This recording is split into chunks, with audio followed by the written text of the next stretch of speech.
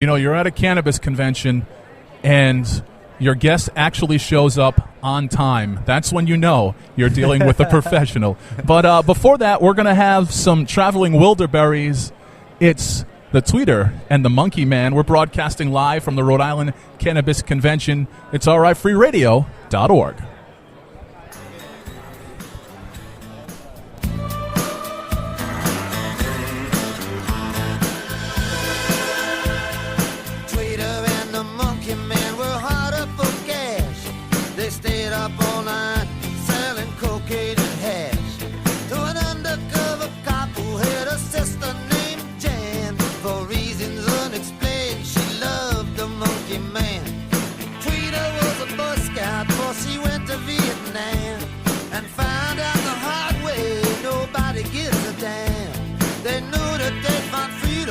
Across the Jersey line, so they hopped into a stolen car, took Highway 99, and the walls came down, all the way to hell. Never saw them when they're standing, never saw them when they fell.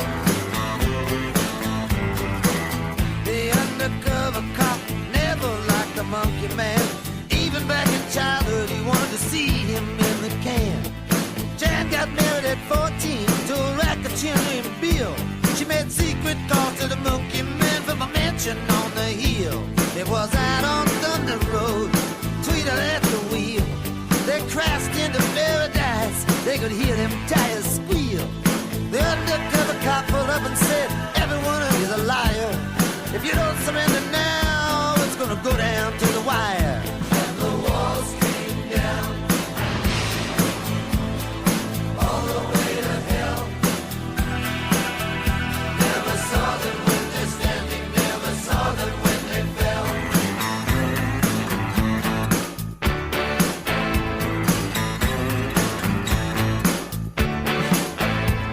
An ambulance rolled up, a straight trooper close behind. Tweeter took his gun away and messed up his mind. The undercover cop was left tied up to a tree near the souvenir stand by the old abandoned factory. Next day the undercover cop was a hot in pursuit. He was taking the whole thing personal, he didn't care about the loot. Janet told him many times it was you to me who taught. In Jersey anything's legal as long as you don't get caught. And the walls came down, all the way to hell. Never saw them when they're standing, never saw them when they fell.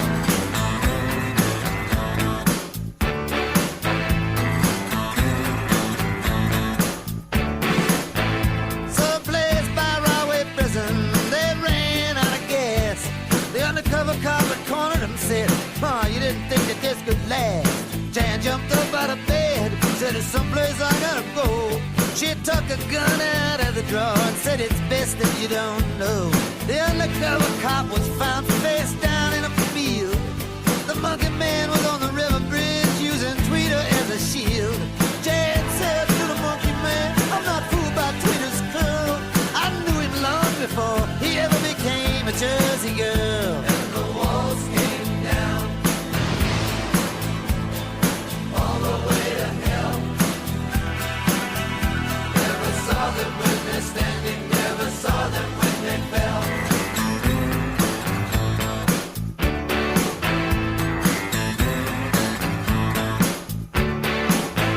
Now the town of Jersey City is quieting down again. I'm sitting in a gambling club called the Lion's Den. The TV set was blown up, every bit of it is gone. Ever since the nightly news show that the Monkey Man was on. I guess I'll go to Florida and get myself some sun. There ain't no more opportunity here, everything been done. Sometimes I think of Tweeter, sometimes I think of Jan.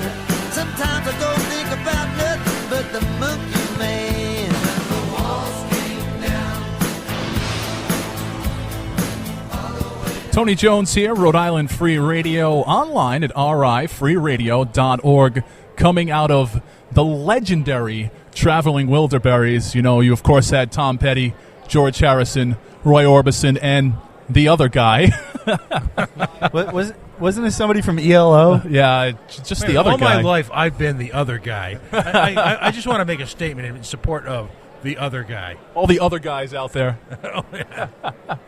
We are broadcasting live from the Rhode Island Cannabis Convention. You still have time to come down here and have a good time. I'm the guy who they say, give me more cowbell. Okay? Of course, if you can't catch the convention today, Pat, P.O. Taxpayer, you and I will be here. We're going to spend the Lord's Day. We're going to spend our Sunday right here behind this very table. At the High Church of Cannabis. Are those folks here today as well? They are, yeah. I have seen Ann out there. Explain for a second, Tony, as the only ordained minister at this table right now, explain to us the High Church. I just trying to get I was an altar boy for 11 years, all right, which probably explains a lot, okay? But this is a family show, so explain how the religion and cannabis work together. Well, as an ordained minister, as a long-suffering Quaker, every time I go in and do my silent reflection, I also try to figure that out. Excellent. Well, Dave, Tony, I wasn't aware that you were a Quaker. I am, yeah. It's a very peaceful religion. I don't wear all black just because I'm hip. Or because it's slimming. And as Tony says, what do we like to do here? We like to scare the squares, right? And that we do. And speaking of, Dave, how's that for a segue? Bring us into our next segment. All right, coming up on our podcast here, rifreeradio.org, and the Coalition is going to welcome Jared Moffitt. Jared Moffitt is the head honcho, main driving force, the Chief Water Buffalo, High Exalted Ruler, the laser-focused site of the Regulate RI movement that is pushing for complete legalization of recreational cannabis here in the state of Rhode Island. I want to get the nomenclature correct here. So, Jared, welcome to RI Free Radio and the Coalition. Thanks for having me. Now, Jared's actually been on a few times on the Coalition. He's been on the Coalition in a variety of forms. You were with us pretty much from the begining. Yeah, that's right. Just about. Our ill-fated 420 show where we were on for about 4 minutes. That was a magic moment. But Dave nailed it. Jared is the point man, really, for a coalition of folks, coming under the umbrella, if you will, of Regulate RI, who are supporting through both the legislative process and the moral process, if you will, and he is the moral compass of this movement. Tell us about your organization. We've got a different crowd listening today, and tell us where we're at in forms of legislation. Yeah, so Regulate Rhode Island is a statewide coalition of organizations, citizens, community leaders who believe that our current policy of prohibition has just been an abysmal failure. And the sensible solution is to regulate marijuana like alcohol. So that's what we're trying to do. We've got a bill in the legislature. It's got a lot of sponsors and co-sponsors, and we're supporting that bill, and we're hoping to get it passed this year. Now, let's go down, if you will, the litany of evils that are propagated by the continued prohibition of cannabis. I mean, first of all, let's talk about the public health issues. It's interesting because we just had the folks from the Slater Center on talking about all the wonderful effects of legalized medical cannabis.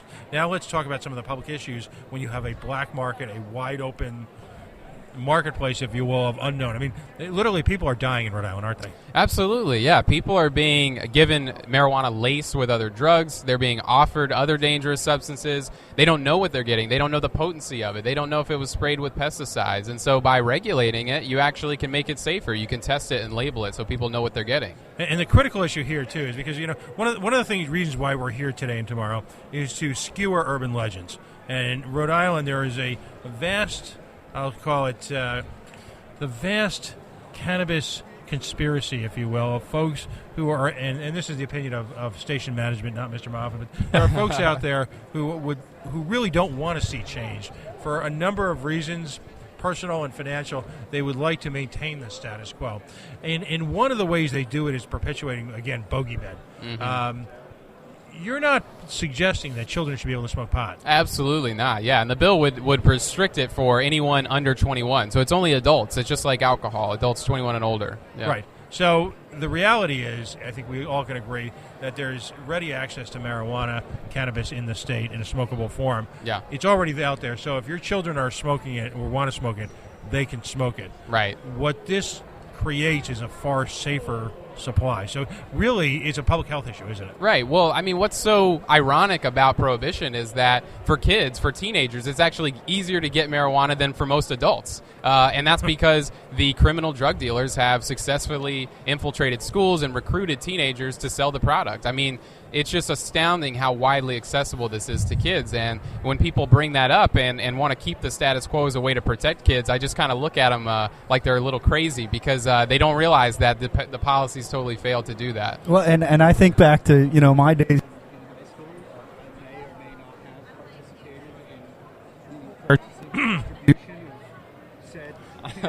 Product to friends and colleagues in my high school days, and it put me in rooms with some Right. pretty shady characters. Exactly. Who, Yeah. For a $50 or $75 loss, probably would have done some pretty awful things. Exactly. Yeah. And being a dumb teenager at that point, I didn't put too much thought into it. I was just thinking about, how am I going to get my $20 bag for free? Right. And, moving a quarter pound was the way for me to do that. Right. And it was easy. It was easy for me. Right. I mean, it didn't take me long to track down the right person and move far enough up the food chain, if you will, to make those larger purchases. Exactly. And those guys were not just...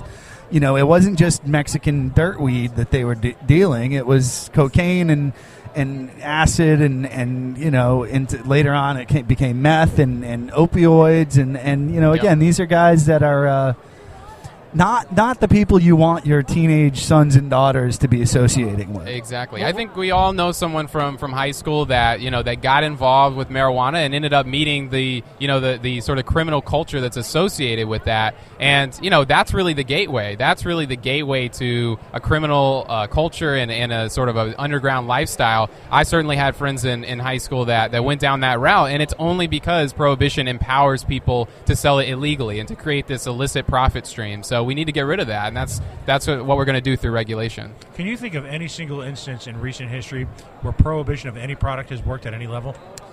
I have not seen a prohibition of any product that's in high demand work successfully. I mean, I think that's what makes marijuana it's particularly harmful is because half the United States admits to having used it at some point. So we're saying that half of our population is a criminal. Including our last three presidents. Including our last three presidents. So just like alcohol prohibition, when you've got something that a lot of people are using, that it's in high demand, and you try to restrict it and prohibit it, people are going to find a way to get it. And the people that end up benefiting and controlling it are these, cartels, these gangsters who are able to take advantage and fill that vacuum that you've created. So let's do another skewering of the bogeyman here. Yeah. Alcohol prohibition in the United States, it can be argued, is the single largest factor that gave rise to organized crime in the United States. Yeah. Because these rum runners and illegal distillers and beer brewers right. Now had to operate outside of the law, right. and they needed to create those networks and create those connections underneath the law. Mm-hmm.